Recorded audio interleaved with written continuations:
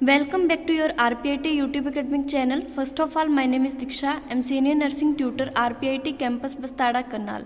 Today I have discussed about intravenous canulization. So firstly I have start definition. An intravenous cannula is a flexible tube which when inserted into your body either the withdrawal fluid or insert medication. ठीक है, IV cannula normally comes with a trachor, a sharp pointed needle attached with the allow puncture of body to get into the intended space. Indication: administration of anesthesia, administration of fluid, administration of medication, administration of blood or blood products, radiological imaging using IV contrast. देखिए, पहले हमने देखा कि IV cannula क्या होता है, कि जिसके द्वारा जब भी हम हॉस्पिटल जाते हैं हमारी मेडिकेशन प्रोवाइड की जाती हैं उसको बोलते हैं हम आईवी कैनुला। इंडिकेशन: किस किस केसेस में यह यूज़ किया जाता है, तो सबसे पहले एनेस्थीसिया को एडमिनिस्टर करने के लिए, बॉडी में फ्लूइड वगैरह देने के लिए, एडमिनिस्टर करने के लिए मेडिकेशन को, एडमिनिस्ट्रेशन ऑफ द ब्लड और blood products and radiological imaging और कंट्रास्ट वगैरह देने के लिए देना जाता है। कॉन्ट्राइंडिकेशन: कॉन्ट्राइंडिकेशन में आएगा साइट क्लोज टू इन्फेक्शन, कि कब कब नहीं लगाएंगे। अगर ऐसी साइट मिल रही है हमें जहाँ वो इन्फेक्शन है, फ्लेबाइटिस हुआ है, इन्फ्लामेशन हुआ है, तो हम उसके साथ साथ क्या करेंगे, कैनुला नहीं लगाएंगे। देन वेन्स और फ्रैक्चर्ड लिम्स, ठीक है, वेन्स है वो क्या है, फ्रैक्चर लिम्स वगैरह वहाँ भी नहीं लगाएंगे।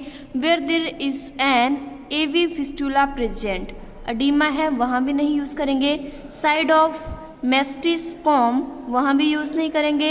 Extra care to be taken on patient with bleeding clotting disorder, ठीक है, वारफ्रिन वगैरह जाती है उन पेशेंट में भी यूज़ नहीं करेंगे।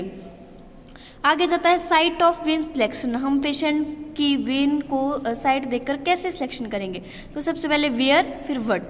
सबसे पहले बैक ऑफ हैंड में देखेंगे, ठीक है, पेशेंट में अगर पाल्पेबल हो रही है। दूसरा फोमार्म में देखेंगे, डिजिटल और स्ट्रेट है उस वहाँ पर। देन एंटी क्यूबिटल फोसा में देखेंगे, अवॉइड फी bifurcation. Then area to be avoid, कौन कौन से एरिया को अवॉइड करेंगे, एरिया टू बी ज्वाइंट और फ्लेक्शन, जहाँ पर ज्वाइंट है वहाँ भी नहीं करेंगे।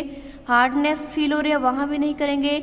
Major main near arteries, sometime ना मोस्ट ऑफ वेन ऐसे होते हैं कि आर्टरीज के नियर होती है वेन्स, तो वहाँ भी नहीं यूज़ करेंगे। वेन्स इन लोअर एक्सट्रीमिटी वहाँ भी यूज़ नहीं करेंगे। एरिया ऑफ सर्जरी, ठीक है, सर्जरी के एरिया के आसपास भी हम यूज़ नहीं करेंगे मेडिकेट का। स्मॉल वेन, स्मॉल वेन्स में हमारा चांसेस होते हैं फ्लेबाइटिस होने के, वहाँ भी यूज़ नहीं करेंगे। प्रीवियस कैनुलेटेड वेन, अगर पहले हमने क्या किया है कि 2-3 दिन पहले पेशेंट को कैनुला लगाया है और हम 2-3 दिन बाद दोबारा पेशेंट का कैनुला हमारा आउट हो चुका है, तो हम उसी वेन का उपयोग नहीं करेंगे। आगे जाता है location of when in arm and four arm. Location कौन कौन सी होती है वेन्स की in arms and four arm में, तो सबसे पहले वेन इन हैंड की बताई है, digital dorsal vein, dorsal metacarpal vein, dorsal venous network, cephalic vein and basilic vein. और फोर आर्म की अगर बात करें तो सिफेलिक, क्योंकि ये स्टेट होती है हमारी, बेसिलिक एंड मीडियन कुबेटल वेन। आगे है आईवी कैनुला, ठीक है, तो ये जो पार्ट है मैं आपको ये लाइव वीडियो में डिस्कस करके बताऊंगी। Thank you for the everyone watching my video. Please like and subscribe RPIT YouTube academic channel. Continue the topic, join my second session. Thank you.